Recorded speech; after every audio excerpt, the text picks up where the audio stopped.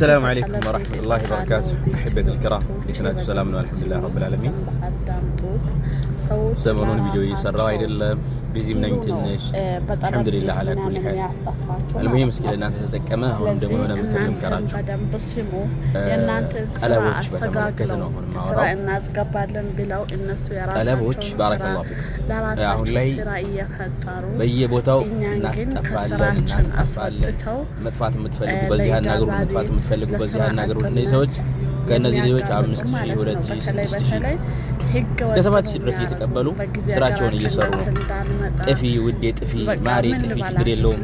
እዚህ ከመጣችሁ በኋላ የሚደርስባችሁ መጀመሪያ የሴት ልጅ ከኢትዮጵያ ሰላም መጣ መደፈር የሚባለው ከአዲስ አበባ ከደላላ ከተረፈችና ሰላም ከሆነች በኋላ ቤተሰብ በደንብ ተንከባክቦ ካሳለፋት በኋላ መጀመሪያ ሴትነቷን የምታጣው ከጠለፈ የጠፋች ቀን ነው። ወላሂ ከክብር በክብር ሀገር መግባት ይሻላል ከይህን ክብርን ከማጣት መጀመሪያ አብዛኞቹ ከ195% የሚባሉት ከጠለብ የሚያጠፉት ሰዎች አጥፊዎች ባለጌ ናቸው። ብቻቸውን አብዛኛው ሩቅ መንገድ የሚያቋርጡት። ሁለተኛ እነዚህ ልጆች ከጠለብ ሲጠፉ እጅ እግር ሰጥተው ነው የሚጠፉት። ለዛ ለሚያጠፋቸው አካል እጅ እግር ሰጥተው ነው። ስንት ሺህ ብር ከፍላ ከጠለብ ጠፍታ ለሹርጣ እሰጥሻለሁ የሆነ ምክንያት ፈጥራለሁ ብለው አስገድደው ነው የሚደፍሯቸው ማለት ነው። አብዛኛው ከጠለብ የጠፉ ሴቶች ሰላም አይደሉም። ኢላ አላህ ያወጣቸው አንዳንዶች አሉ። እነሱም ደግሞ እንደው ምናልባት እንዴ ከጠለብ የጠፉ እህቶች ሰላም አይደሉም። ስለዚህ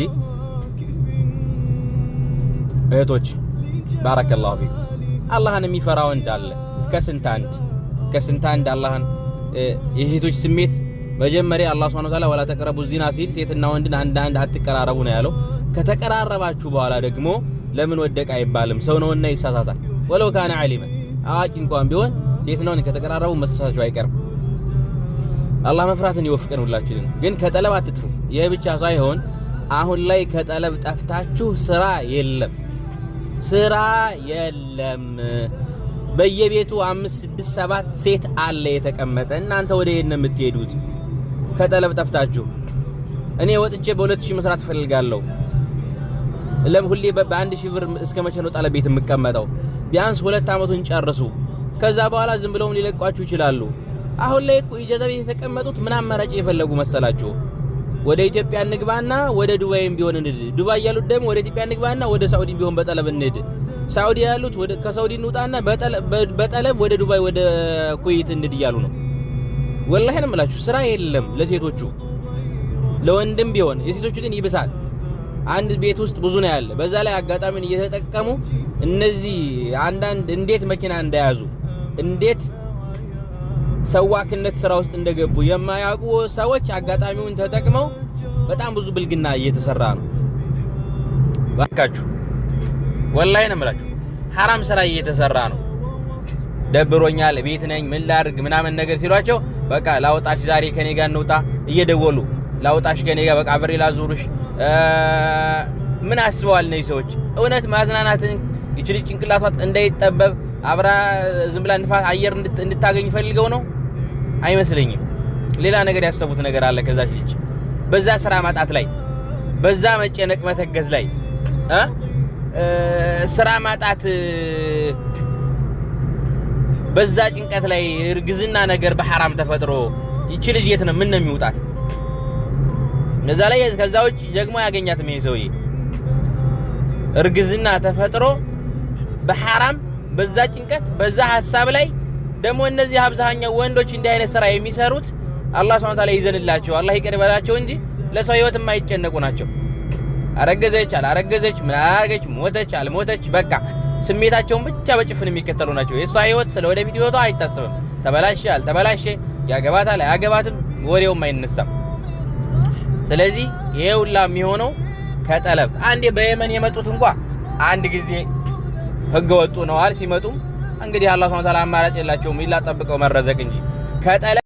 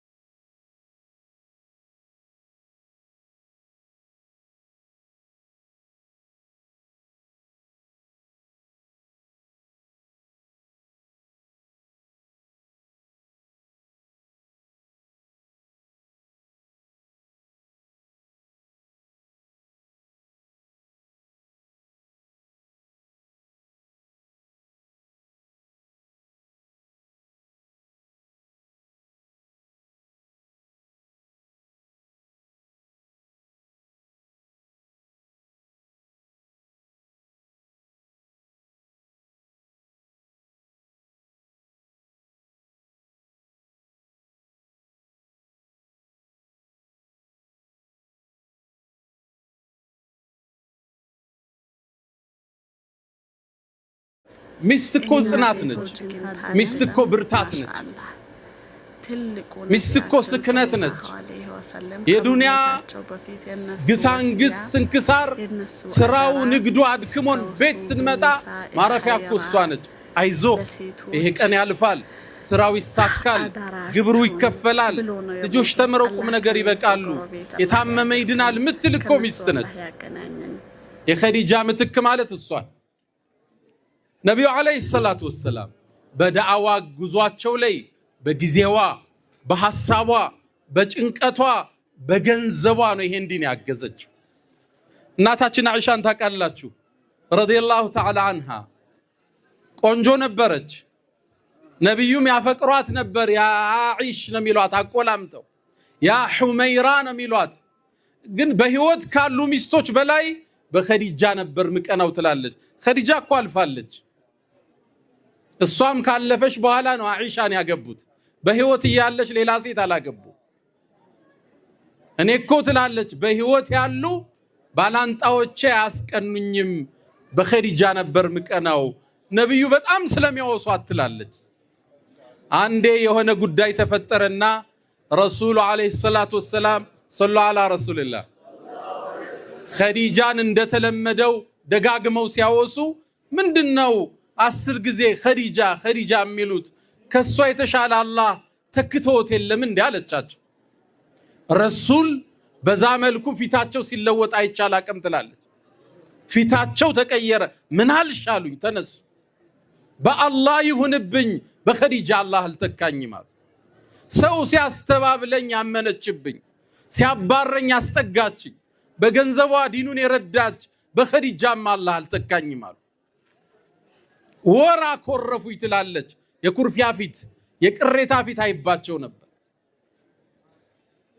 ሁሌም ይናገራሉ አላህ እኮ ፍቅሯን ሪዝቅ አርጎ ሰጥቶኛል ይላሉ። ወቀድ ሩዚቅቱ ሑበሃ ነው የሚሉት። መስዋዕትነት የከፈለች ሚስት ትረሳለች እንዴ? አትረሳ፣ በምንም አትተካም። አንድም ብታገባ ሶስትም ብትጨምር የመጀመሪያዋ ፍቅር የተለየ ቦታ አለ። የከፈለችው መስዋዕትነት ውስጥ አይፋቅም። ኸዲጃን አይደለም፣ ኸዲጃን የሚያስታውሳት ነገር ነብዩ አለይሂ ሰላቱ ወሰላም ትዝታቸው ነበር። መንገድ ላይ አንዴ መካ ላይ የሆነች ሴት በእድሜ የገፋች ረሱልን አስቆመች። ረጅም ደቂቃ ወራቻቸው።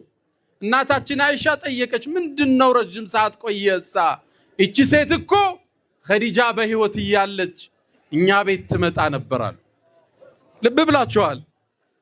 ወፋ ይባላል ሰው ለገባልህ ውለታ ቃልህን አለመብላት፣ ውለታህን አለመርሳት የነብዩ አለይሂ ሰላቱ ወሰላም ባህሪ ነው። አላህም ልፋቷን አልተወው። አንዴ ዋሻው ውስጥ እያሉ ለርሳቸው ምግብ ልታመጣ ጋሩ ሂራን ወጣችሁ ታውቃላችሁ?